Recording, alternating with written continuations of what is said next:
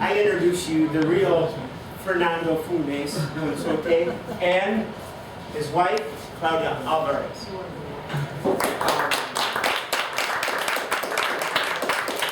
And also Jeffrey Phillips, the man who helped make their visit possible. Jeffrey is with the Minnesota Department of Agriculture. And did you meet them the first time in December of 2015? Yeah. You did? Great. Okay. So we have varied guests, and I hope to get around. But first, I want each one of our Mesa Rotundo panelists to introduce themselves to Fernando and Claudia. To introduce themselves and what project they're involved in. Describe your project in Minnesota here with agro-ecology, sustainable farming. Go ahead, Michael. North Minneapolis is going green. Give us a call and learn what we mean. Where once lie urban blight, now sits luscious garden sites. Gardens without borders, classrooms without walls. Architects of our own destinies. Access to food, justice for all. My name is Michael Cheney. I'm with a project called Project Sweet Pot, and we are a training program trying to replicate many of the same things that you are in Cuba. We're trying to do in North Minneapolis to take back our community, to help support the youth and families of our community. So I feel like I've met a kindred brother. And that's what we have here, kindred brothers and sisters today. This is the grassroots. This is your community in Minnesota.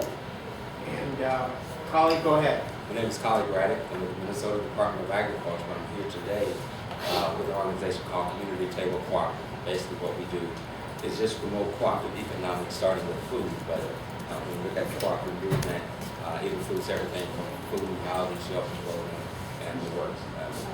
Grew up in Georgia as part of the Federation of Southern Cooperatives, and that's where my background in cooperatives comes from.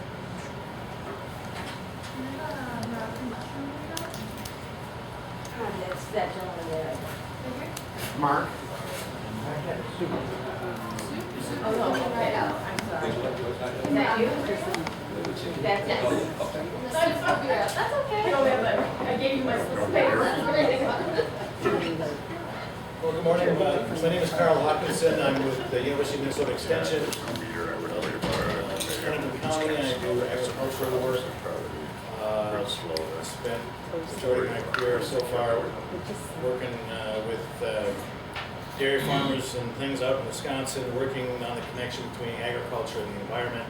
Have a lifelong interest in organic agriculture and ecological agriculture, and now coming here to a very urban and suburban area, making connections to the food eaters, the consumers, as we're called. And so I've been working with Michael and Kylie, actually both, and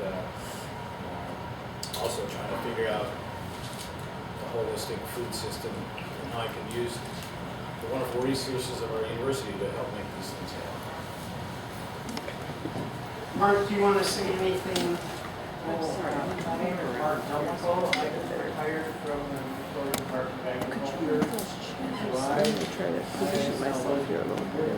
Department of Ag, Sustainable Ag Program for 23 years, and also ran a rainfall simulator network to study water movement on the landscape and water quality. And I now have come on board with Hmong American Farming Association, and my title is research support. So, Jeffrey Phillips, if you could just say a few words. Sure. So I'm Jeff Phillips with the Minnesota Department of Agriculture, and I handle the international affairs for the state's food business worldwide. So I do activities from Middle East to Cuba to China to Canada, all over the world. So, but generally involved on export of those activities. Can I just say, somebody wants to put it on that thing and I'll take it out there. Okay. on this list here? Yeah. And your name, put your name there too, so we know. So at this time, I want to bring into the roundtable, since some of our guests are having problems traveling here, Neil Ritchie from Main Street Project. Neil, introduce the Main Street Project.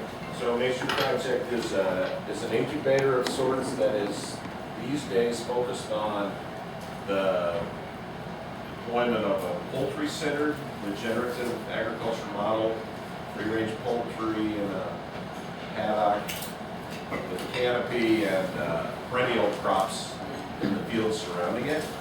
And we're about to acquire 100 acres of land to build a farm-scale model after 6 years of R&D on it. And we're very interested in learning from you and becoming somewhat connected as we develop it. And to balance out our roundtable, I would like you to introduce yourself. You went to Cuba and you were with Stone's Throw? Yeah, my name is Caroline Devanney. I've been working on a production farming project in the Twin Cities on about 12 different non-contiguous lots, and we had the chance to travel to Cuba several years ago. Alex actually visited Rose Farm. So excited to see this conversation come back here. Yeah. And we also have Ezel. Ezel. My name is Ezel Jones. I'm a trustee of the University of Minnesota Foundation. We're in the final stage of what we call a major capital campaign that deals with, could be the largest public-private, for any public-private university. The important thing about the capital campaign, it deals with the grand challenges. The grand challenges deal with food safety, urban farming, and what have you. And what will happen is that the capital campaign will be in excess of $4 billion, and somewhere between 15 and 20% is going to be invested in a 10-year strategic plan. So the university is looking for what they call scholarly research innovation. So the university can use its intellectual capital, its resources, okay, to help the urban market. And we think that what's going on here is very important. So we want to make sure that what comes out of here aligns with the interests of the University of Minnesota as it relates to collaboration, dealing with connecting to the grand challenges. And that can be found on the Provost website, and it defines what the grand challenges, and it fits into all the things that's been discussed here.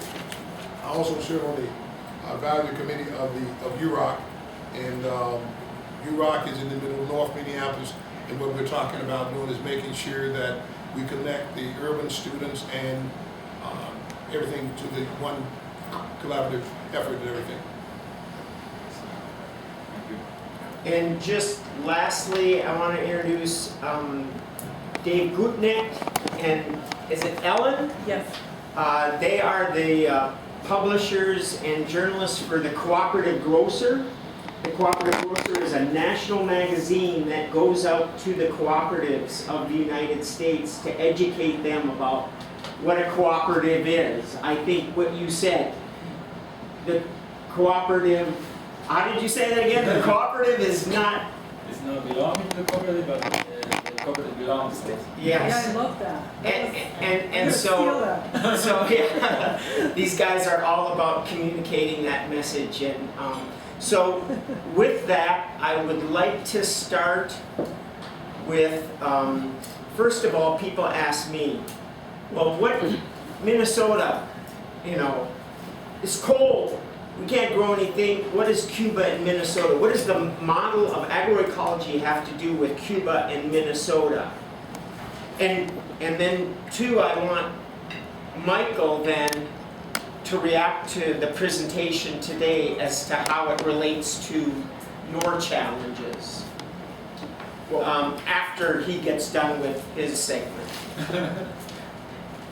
Well, first of all, thank you very much for inviting us to stay here. Claudia and Al and me, we're very proud to tell you our stories and to be part of the connection between Cuba and Minnesota. we live in a very different environment. Let's say now here it's very cold. A week ago there we were sweating working in the farm, and we are both in winter time. These are our same winter in different ways of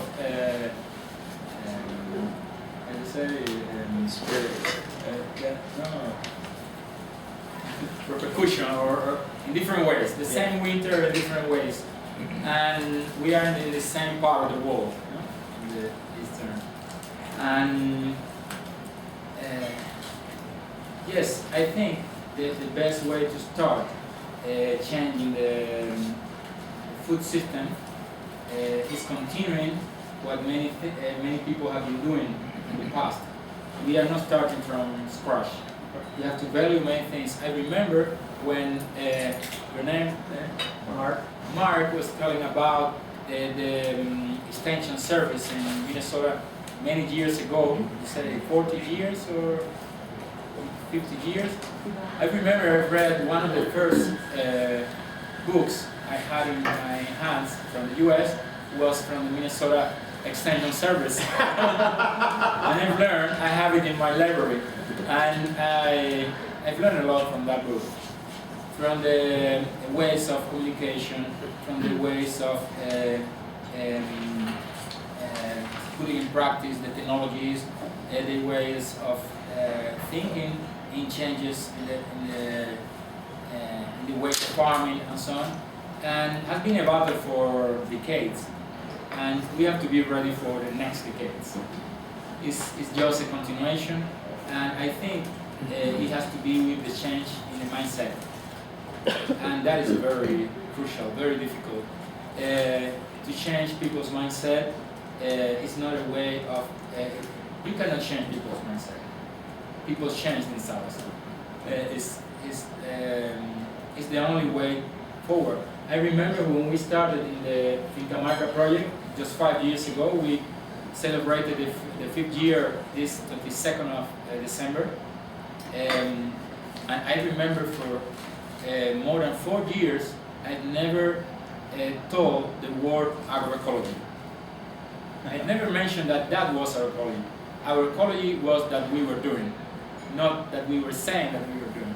And that's another tricky thing, because you ask people to apply our ecology, and people don't know what our ecology is.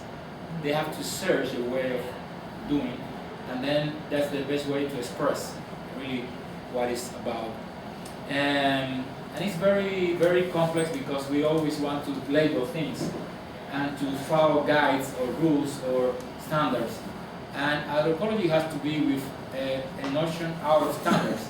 But at the same time, we need to standardize things, because otherwise people cannot follow a certain guide or so.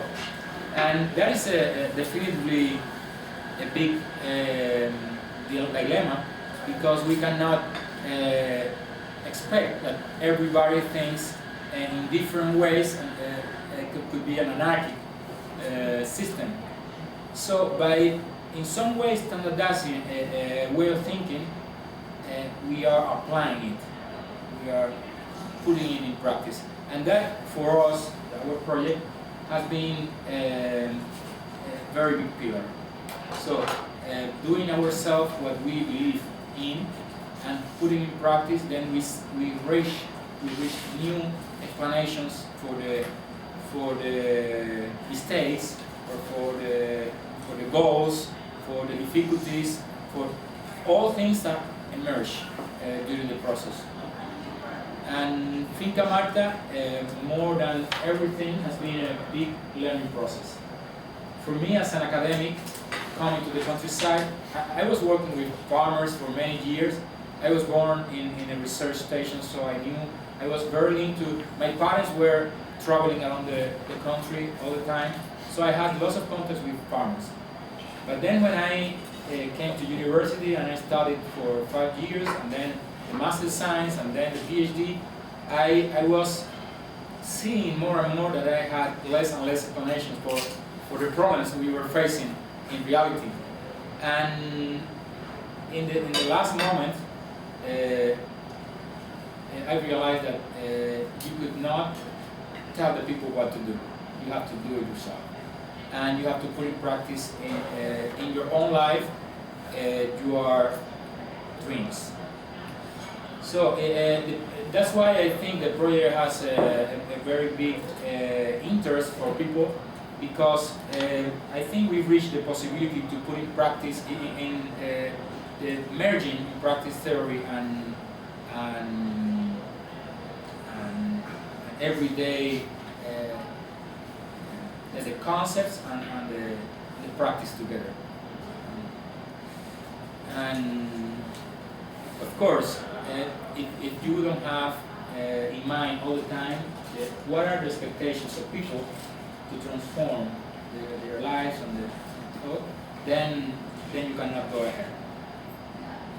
We have shared dreams, but everyone has its own dreams, its own ways of thinking, and it's very difficult when we come in the Cuban reality nowadays, after all this revolutionary period, where the idea was to homogenize people's thinking and trying to make more collective as possible.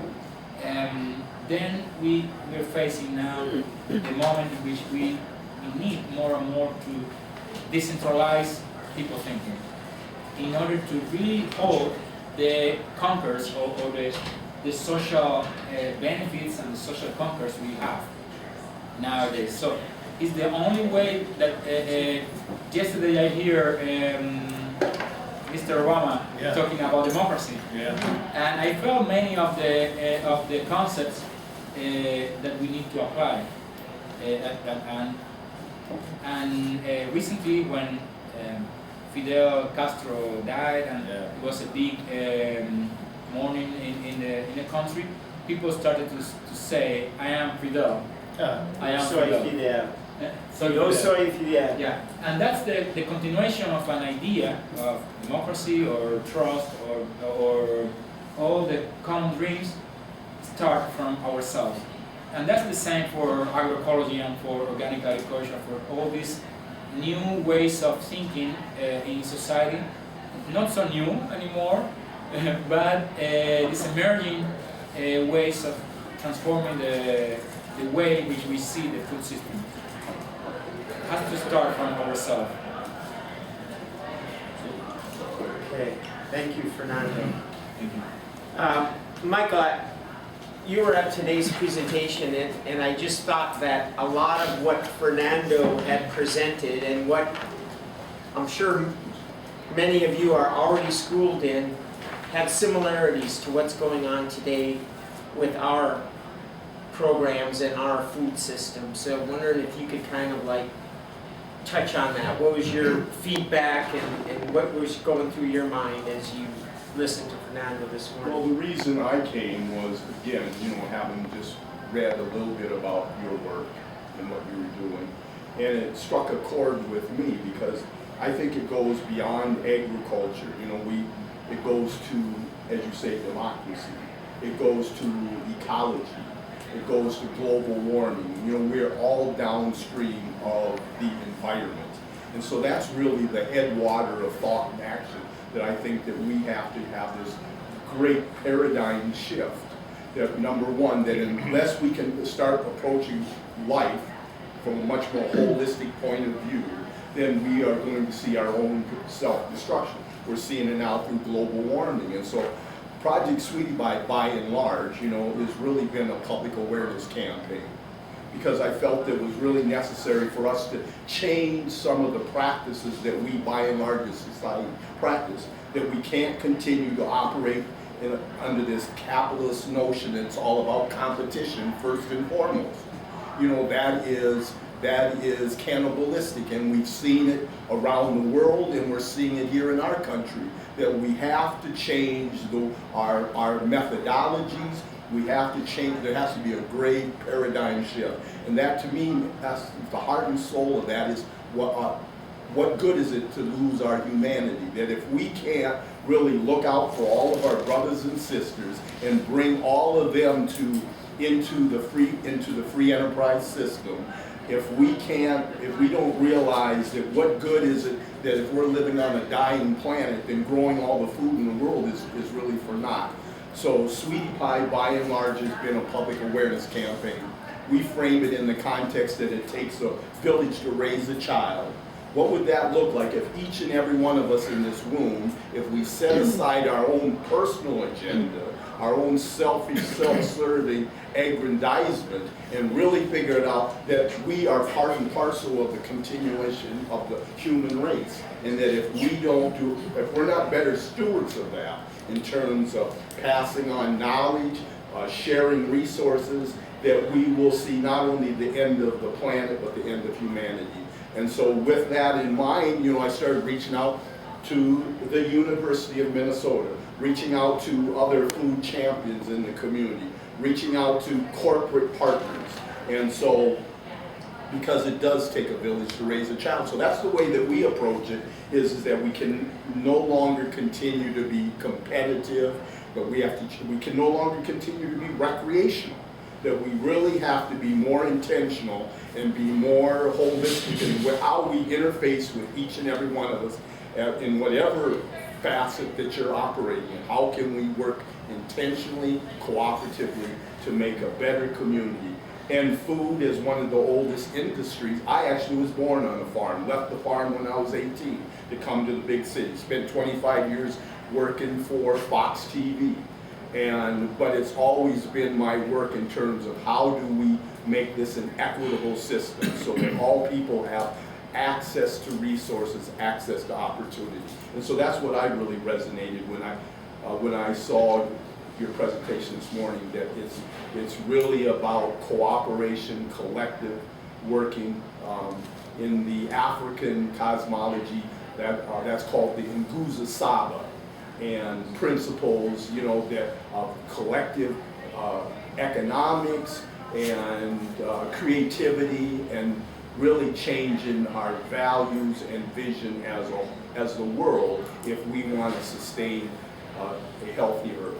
Yeah, there's we were trying to understand during these years how to build collectiveness.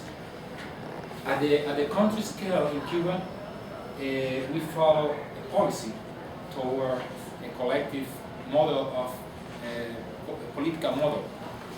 And it was pursued the sense that we were all Cubans fighting for the better future of everybody. When you go to your house, at the end of the day, you are an individual. And you look at the roof and say, what I've been doing today for myself, for my family, for my community, and then you start asking what it's about.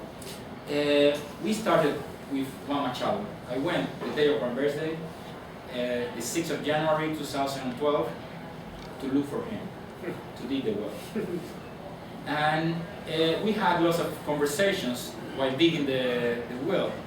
And I've learned from him all that open heart for the people. He called you my blood, mi sangre in Spanish, mi sangre. And he called you like that because I think he has the capacity of thinking like brothers and sisters in a collective way. But in general, we humans are imperfect. And we don't go often through those ways. Even in Cuba, after 50 years, more than 55 years of revolution, and you find every day all these big walls that are very difficult to climb. So it's something beyond our wishes, beyond our actions, beyond the established system. It has to be with a great transformation of human beings. And it will take generations to come, I think. And I see the best way to reach that is through agriculture, the first activity humans have made. Agriculture is a way to soften all these hard things we have in our hearts. It's a way of having a greater contact with nature, interacting with all these balances and all these unknown spirits and things. That's why agroecology and organic agriculture, in my opinion, is so determinant for people to improve themselves.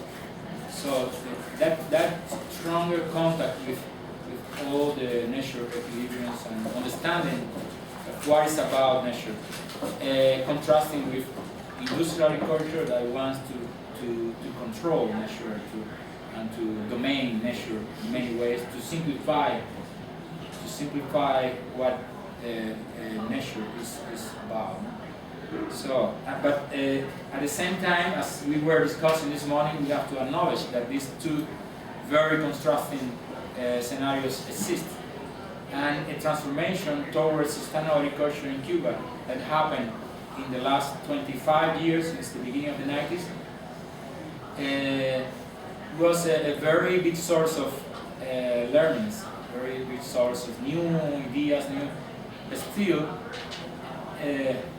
I see it like the first day, today, or after we go back to our farms, it's like the first day, because what we have been doing is so little compared to what we have to do, that it's like we're starting from scratch. Fernando, is there an education system in Cuba that teaches everyone about agroecology and the role of this new sustainable agriculture in Cuba's future? As is very well known, we have a widely spread in the whole country education system, with access to all children. Not only access, but it's compulsory for all children to go to the school.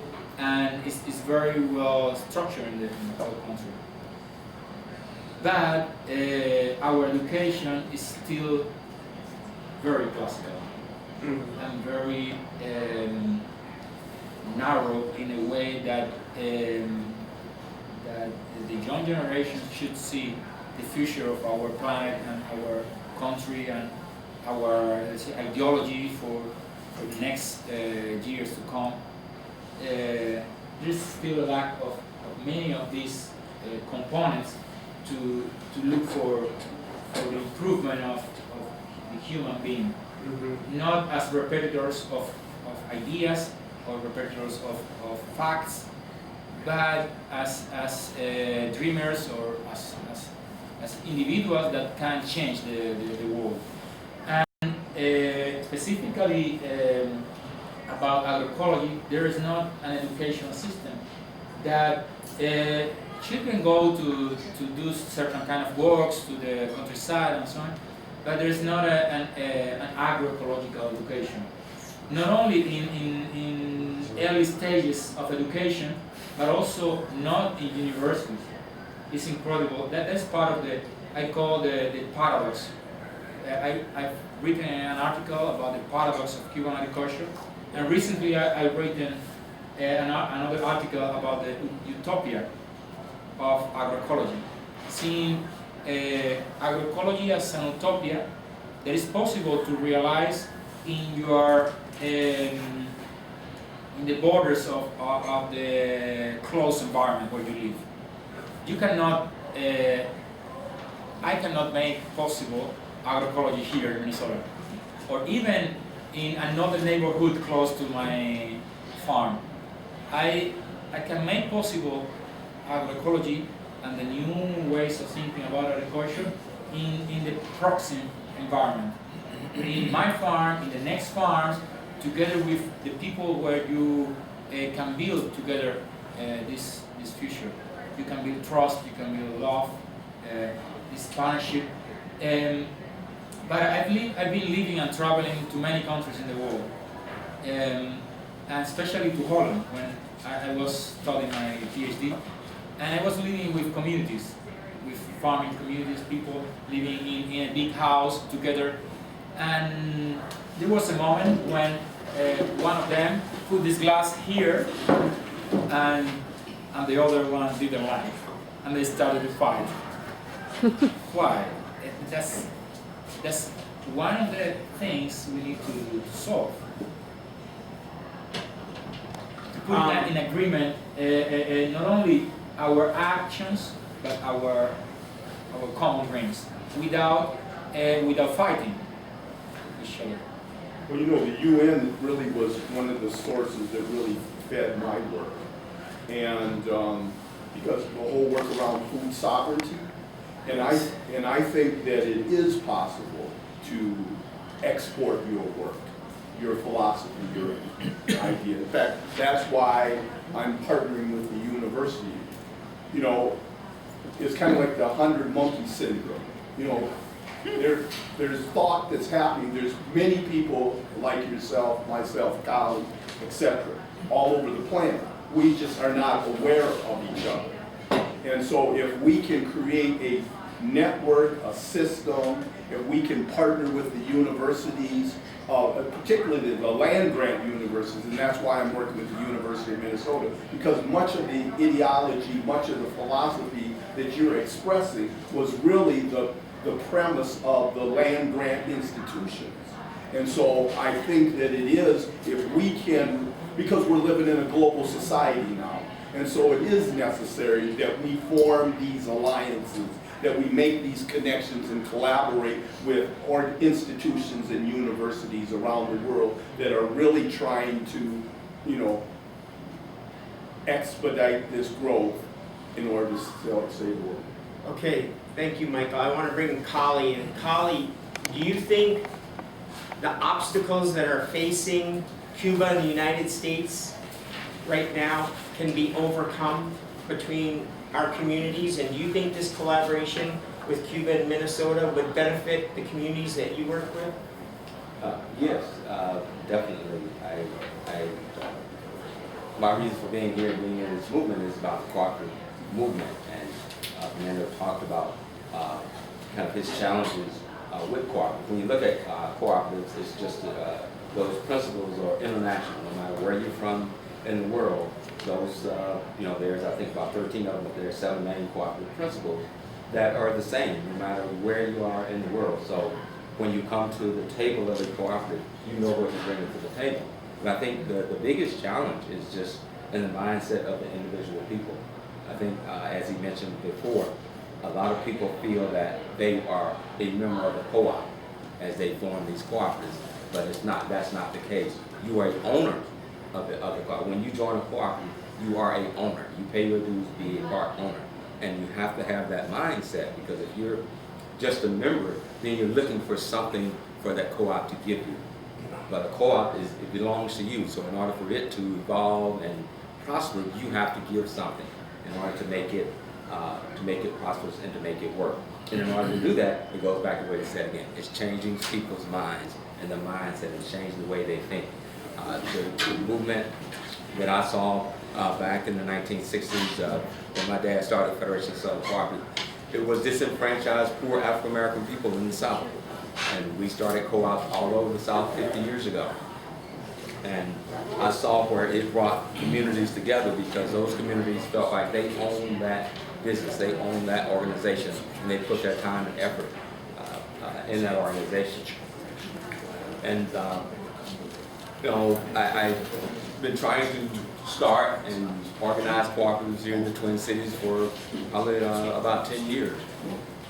And I've made some success, and I think just getting people's mindset and thinking about cooperative, because there's a big kind of cooperative movement around. I think we, in the last 10 years, we have at least 3, if not 4 or 5 brand new cooperative food outlets. And I think that's where we are in the Twin Cities. We're looking at retail food outlets rather than owning it ourselves from the production part and building it from the ground up.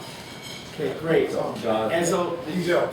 One other thing, I'm working with the other Richie, Mark Ritchie, and Minnesota has been designated for the World's Fair of 2023. And the theme of it is health and healthy living.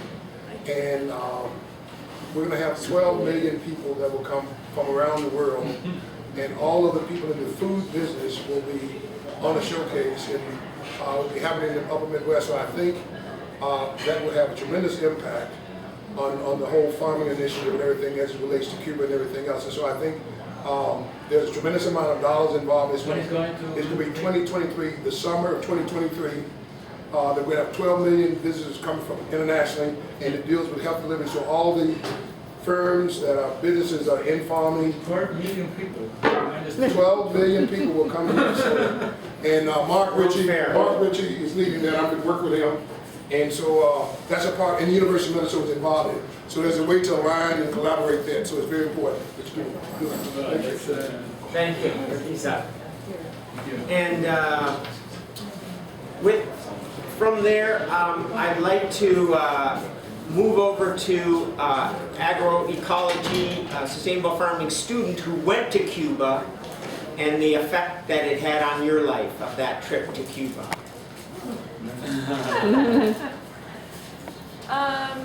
Yeah, I think that... And farmer, she's a practicing farmer. Yeah, as a practicing farmer, it was both fascinating to see the agricultural practice on the ground, but then also thinking about the political context and some of the policy mechanisms that we saw there. Particularly as a farm based in the city, land tenure is really something that we struggle with. And so I think we were able to learn a lot going there and seeing kind of these different economies of like production and land holding, just to kind of both find like some practical like tool sets we could adopt, but also just to kind of create some cracks in our own imaginations of the logic of how agriculture looks in this country. Yeah, do you have anything to add, Alex? As someone else who was there? Well, Or Alex. I had the pleasure of visiting Fernando Funes' farm, although perdimos su perro, you lost your dog. En Centro Urbano. ¿Te acuerdas? Remember. Y buscamos como 5 horas. We never found it. No, we found the dog. Found it? Yeah, we did. Yeah, Canela. Yeah. And then I was bitten by all those bees. So I had sort of a weird visit. But your impact of that trip on your life and your work back in Minnesota. Yeah, I think, like Caroline said, I think there's the sort of possibilities in Cuba felt a lot different in terms of, it seemed like there was a structure that if people wanted to farm, there was land available. So there wasn't this sort of, one of the things that working on here with a lot of folks around the room is like around land access, especially for immigrant farmers, for beginning farmers, for folks who want to sort of like get into it, especially because the Minnesota agricultural landscape is so heavily capitalized and concentrated in massive farms. It's hard to tap in, and land is also very expensive. So to see this entirely different model in which fundamentally there's a different orientation of land, and it's however imperfect that it's sort of oriented around supporting sort of production of food for Cuban people, had like a profound impact on how I was thinking of and continue to think about sort of the possibilities of land and agriculture and sort of what that enables. Like the sort of specific political framework in Cuba enables, I think, agro-ecology in a much more sort of positive sense than what we're sort of fighting against here, where the logic of sort of export agriculture is so dominant. It's actually very hard to even think about how to sort of mobilize these alternative systems. So it was that, it had a profound impact. And Fernando Funes gave me a lot of Benadryl. As I had this swollen hand. But yeah. Wow. And also to see, I think on a fundamental level, like when they're harvesting, all these different farmers are sort of coming from neighboring farms or pooling their produce together, and then they're packing it into this old little Lada sedan, and it's like piled like totally to the gills of food. There's like, bok choy coming out of the windows. And it was just really cool to see also the commonality of, I was working with an urban farm at that point, and we were struggling with the same, how do we get all our produce to market? how do we keep it fresh, these sort of universal, like on the ground production farming struggles that also transcend time and place. And what obstacles do you guys have now that you're working within your urban food system in Minneapolis? Yeah, I mean, That I you think- can share with Fernando? I think like speaking to more of the same, land access continues to be a huge crux in the work, and kind of linking in people's like imagination and understanding these like urban and rural realities and figuring out where the kind of bridge and connection is. And my experience working on the ground on these pieces of land every day is that there are so many people on a given day walking by who do have like proximity and history in relationship to land, and unfortunately a lot of that reality is a history of dispossession or diaspora. And so figuring out how we can incorporate land access as like a reality in everyday urban life, and not have such a kind of binary there, and understanding land as and like working relationship with land as a rural thing is huge. And we have plenty of people here with like the kind of skills and tradition to make that happen, but we kind of need to make space within this like economy and within like city policy agenda to make that happen, and that's huge. Breaking into that whole commercial market, having equal access to it. Yeah, that's certainly a piece of it, but also having equal access to land use and understanding agriculture and green space as like a form of land development is really a barrier.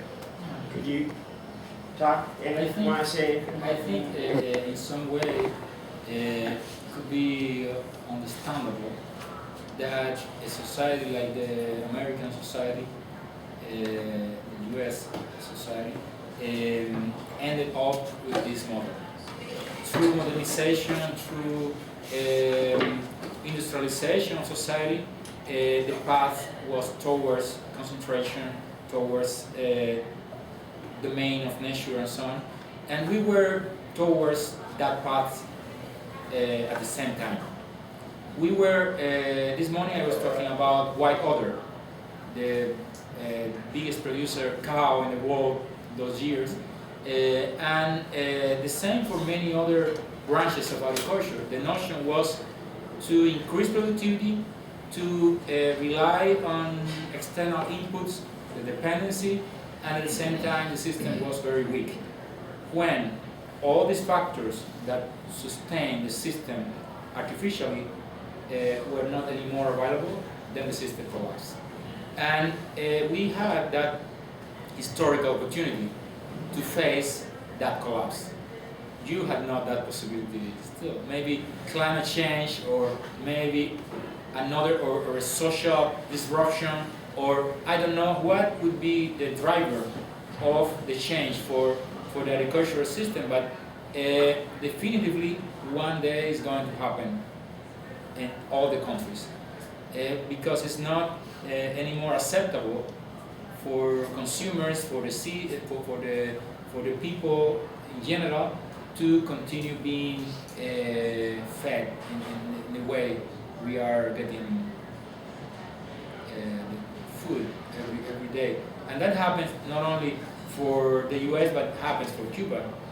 We need, for example, I didn't tell this morning that we need to strengthen the consumers' capacities in Cuba. We have no consumers associations, and we need consumers to have a bigger impact in the food system. We need consumers get organized and tell something to the producers and to the policymakers and to the others, from the consumer's point of view, what they want, what we want as consumers. And that is crucial in many ways. But about the access to the land, I have to say that we had in the last 8 years, since 2008, and was released decree law for land distribution widely in the country. They were distributed more than freely or without payment, by free, 1.5 million hectares of land to people that were ready to farm, were ready to start an agricultural program. And that was a very big political decision after about 16 years after the collapse of the socialist countries. There were still many people with an eye open to sustainable agriculture, but another open to conventional industrial agriculture until 2008. In the year 2008, there was released a law for land distribution, but at the same time there was released another law for transgenic crops. So it was a very contrasting moment in the history of human agriculture. And we started to fight for that. Claudia is an editor, and we started writing a book together with other authors for a debate. We entitled the book What We Lose and What We Gain. And it was a debate. At the end of the debate, I think we lose. We lose the debate. Because the final, let's say, statement or the final decision is that the measure has a political side and a technical side. And the political was stronger than the technical. Then the only thing is not to have access to the land, in my opinion. You need to have the access to the land, but you need at least 4 main conditions when you have access to the land. First is to have enough will of transformation. You have to be ready to dig a well. To dig a well in the rock for 7 months. When I tell you have to be ready to dig a well, you have to be ready for extraordinary efforts. And that's about what I call the metaphor for ecological agriculture. The metaphor tells about the effort you are ready to do to transform your system where you live. Then the first is the will. Then the second is the money, or not the money, the resources you have to confront that situation, or to go ahead. You can have the land if you have not certain resources. You are never going to transform with a machete and a hoe, and you cannot transform an agricultural system. You need resources, but then you need opportunities. Not only the opportunities that you get from someone, but the opportunities you identify in your own scenario. Social opportunities, economic opportunities, biological opportunities, or natural opportunities, resources that are available and are not taken into consideration, are not identified. And the fourth is the knowledge. That is the knowledge that you build during the process. So to have access to the land, in my opinion, is just one specific factor,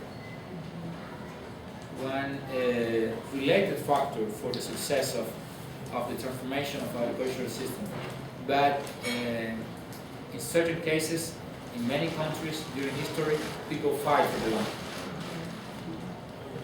and push for an agrarian reform law, or push for legal transformations of access to the land, access to farm, because it's part of the power we have as citizens to farm, and it's being seen like something dirty to do, something non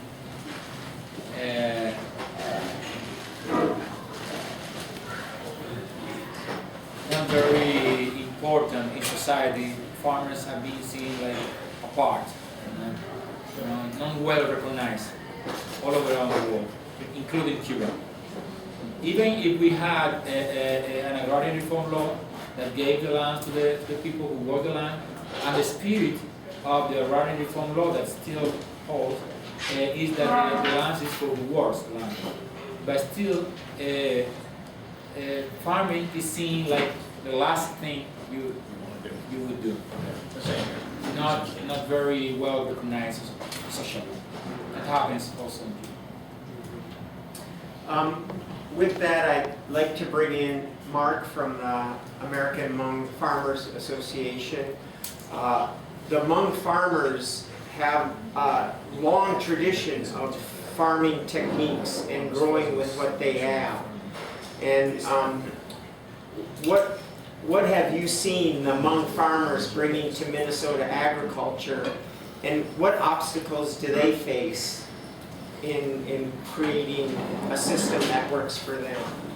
Well, Alpha was born out of the idea to gain access to land, and they succeeded at that on 155 acres on Highway 52.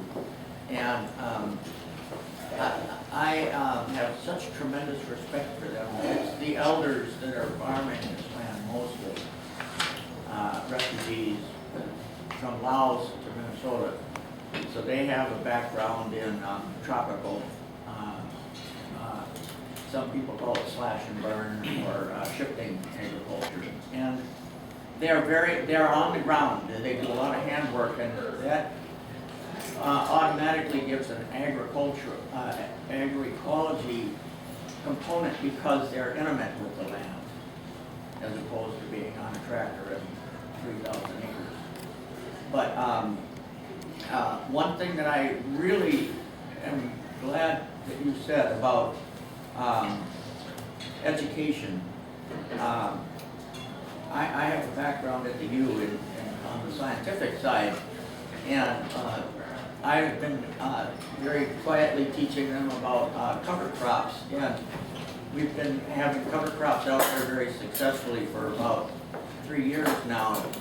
And this spring, I came out to the field, and they had taken that, and they wanted more complexity than they were getting in American systems, bare soil agriculture. And I come out to the field, and they had done a permutation on the cover crops, and they were mowing weeds. So they've got a cover crop for free, and if you mow the weeds, it winds up being grasses. Because the big weed and lamb's quarters can't handle the mowing. And so here you have, and I've got pictures of it. This is indigenous knowledge and farmer creativity. And they mowed the weeds, and underneath the crop of dahlias and asparagus and tomatoes and peppers and eggplants, it was totally clean. So they eliminated the competition. And my only point here is, it's exactly what you're saying. Is I didn't teach them nothing. Now they're teaching me. And so we've actually done a grant. We're going to try to put it on the researchers, so I'm going to research it. But it's exactly what you're saying. And the beauty of the Hoffa farm is we've got 5 and 10 acre plots, and these farmers are physically located adjacent to each other, and they're constantly sneaking around and looking at what each other is doing. And I have 2 houses and some research out the back. Sometimes they wait until I leave at night. They work until they can't see. But they'll come over and poke their head in. We've got hoop houses. They poke their head in there. And they are constantly learning. And it's exactly what you just said, which is, I am not teaching them. They're teaching themselves, and they're teaching each other. And the physical proximity on this 150 acres, it just makes it an incubator. And it's an issue of smaller size. So anyway, maybe I'm just getting off base here, but I really am glad what you said about the need for education. I'm also just going to say one thing really quick, because I talked to Jansen, who was one of the leaders of Hoffa, and I said, why are we going there? Cuba, Minnesota. You proved to me, saying 5 sentences, that I'm supposed to be here right now. I want to thank you. So we have something to share. Thank you. Yeah. And definitively, I think we have lots of things to share, and especially because we have not many things to tell the others what to do.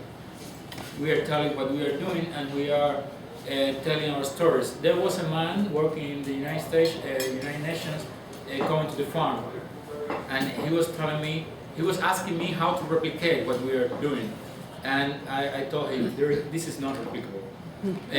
And he told me, I'm going to build a network of non-replicable farming systems.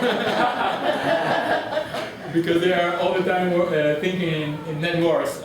And I think there are many values and very many common dreams that join us. Communication is going to help a lot in the future to transform the food system. And we see this as a process, as a learning process. Of course, every day you learn, and you learn like the previous farmers, like ancient farmers, you learn from mistakes. And the best way you can learn is committing mistakes.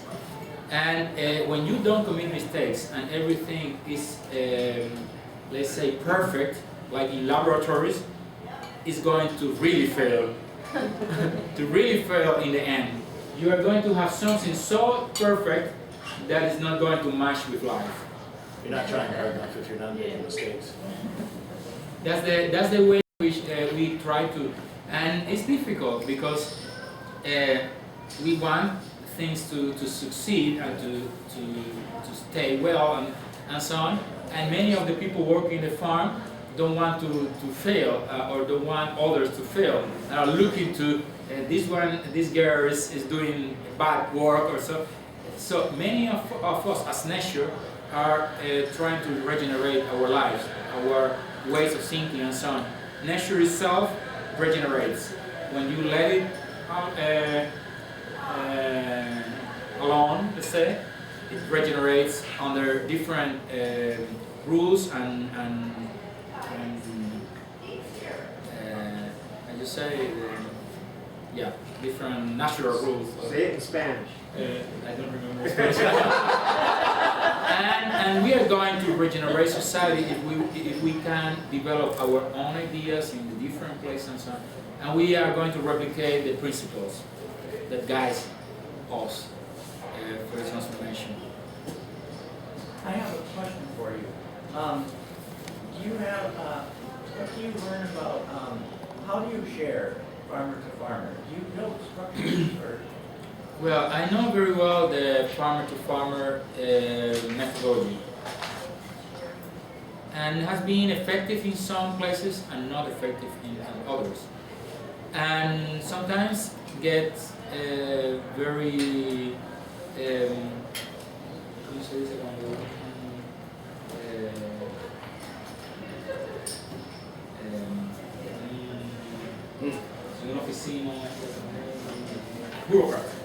Bureaucratic. It can be bureaucratized also. It can be too structured, like in the end farmers become forced to act in that way. I think farmer to farmer exchange happens.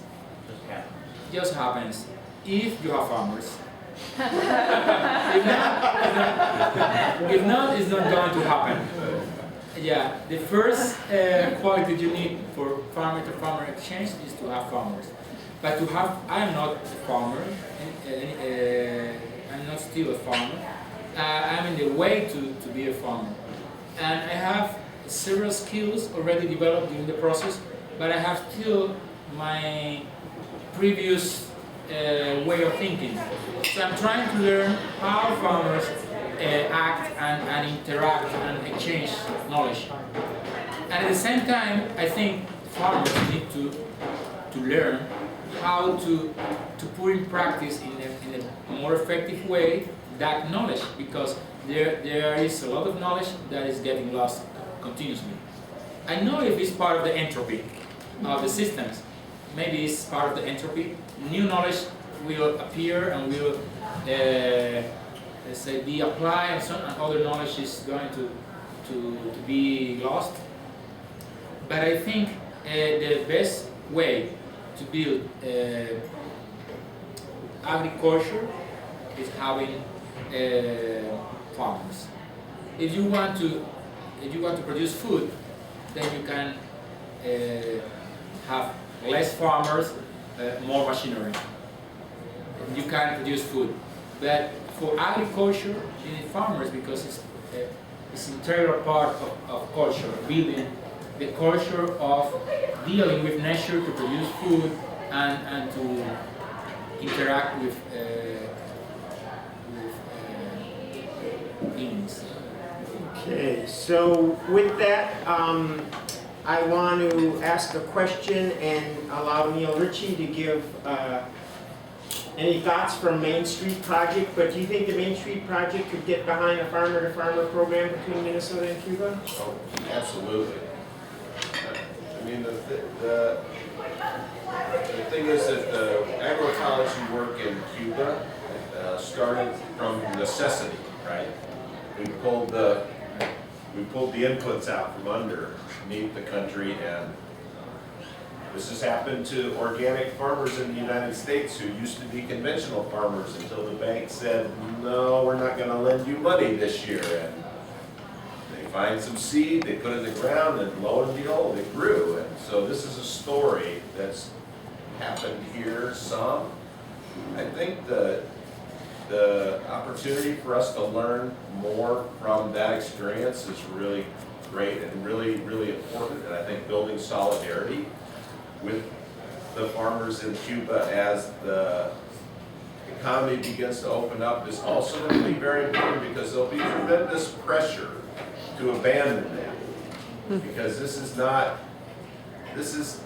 sort of an ideological problem, but it's really an economic problem, and the economic power and the market power of food companies and now global conglomerates that are drug companies, and they got genetic material they own, and it is so dominant that it has pushed us in the direction to where we're on the verge of ecological collapse, and nobody's accountable anymore. So I'm especially anxious to learn how we can begin to connect so that we start to integrate those practices, but we in the U.S. have to figure out how to make it work in the market.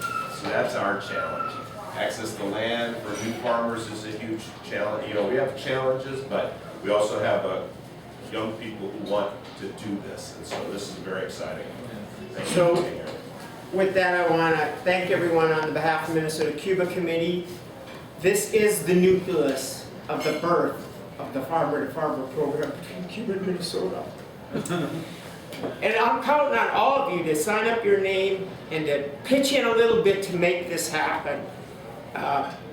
Carl also is very interested in starting a student exchange program with Cuba and Minnesota. So if you're interested in that aspect, talk to Carl. We'll be working on that. And also a big project that we have, but it needs to start from the grassroots to affect the national talk about Cuba, and that's we're going to be starting an effort to pass a resolution in the Minnesota House and Senate calling on Congress and the President to end the embargo. And it's going to be a grassroots campaign across all the ag states of the United States. And we feel that this is going to have to be the approach in order to move the mark. So that's what we hope from Fernando and Claudia's visit, that we are birthing the movement between Cuba and Minnesota here.